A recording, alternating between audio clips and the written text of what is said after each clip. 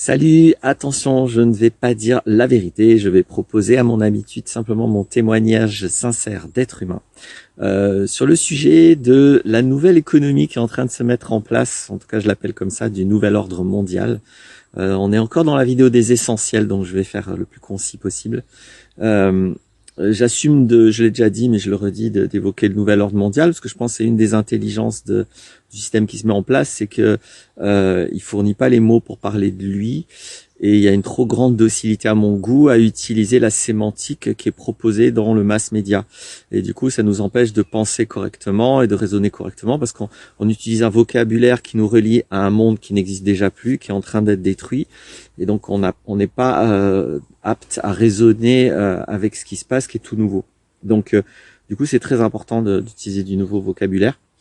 Et justement, ce que je voulais évoquer là, c'est simplement, j'entends souvent l'idée que c'est cool, le capitalisme est en train de s'écrouler, que leur système est en train de s'écrouler, que leur économie est en train de s'écrouler, etc.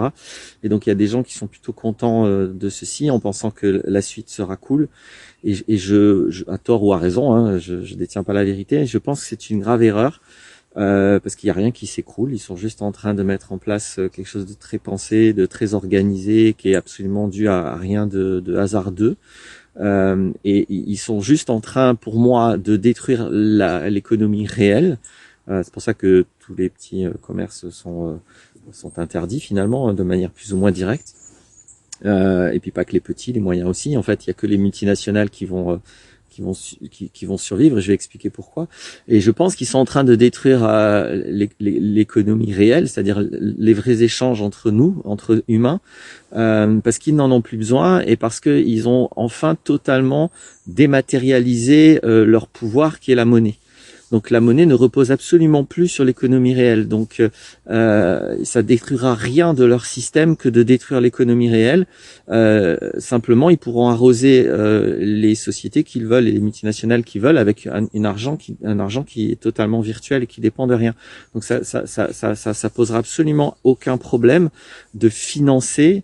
C'est ce qu'ils font d'ailleurs, hein, les structures qui veulent être vivantes et donc de laisser mourir les autres. Et il n'y aura pas d'écroulement à mon humble avis. Donc je pense que c'est dangereux de croire que là, ils sont en train de perdre quelque chose.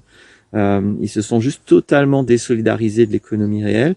Et je pense que les gens, donc les humains, parce qu'à un moment donné, c'est des humains qui font ça, qui sont OK de détruire l'économie réelle. Il y a un autre paramètre important à déterminer, c'est que leur vie à eux ne dépend plus de notre économie à nous. Elle dépend plus de nos hôpitaux, de nos écoles, de là où nous, on va consommer pour vivre, pour avoir satisfaction de nos besoins.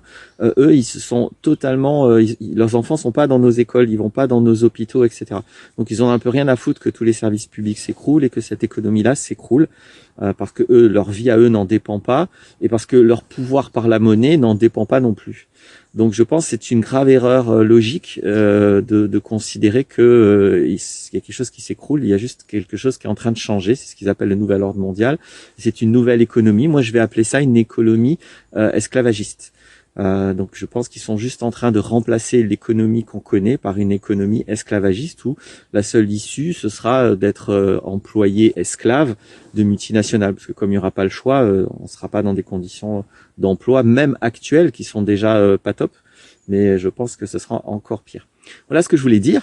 C'est pas forcément une mauvaise nouvelle, ni une bonne, c'est ni bonne ni mauvais, c'est le réel, et si on n'est pas ancré et si on voit pas les choses telles qu'elles sont, on peut pas avoir des solutions adaptées et être enclin à croire que bon ça va aller, quoi, qu'il y a qu'à attendre. Et je pense que ce serait une erreur. Je pense qu'il y aurait vraiment besoin que nous nous organisions pour cesser d'être passif et pour être actif. Alors chacun à sa manière. Ça, moi, c'est pas mon rôle de proposer des actions. Chacun est libre de voir avec quel collectif il s'associe et qu'est-ce qu'il a envie de construire dans sa vie. Voilà ce que j'avais envie de dire. À bientôt pour d'autres vidéos.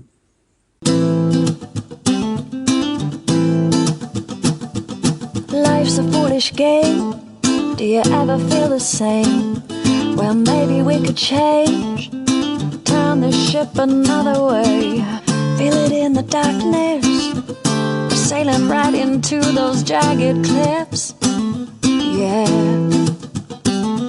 Some say we've always been insane. Hey, life's a foolish game.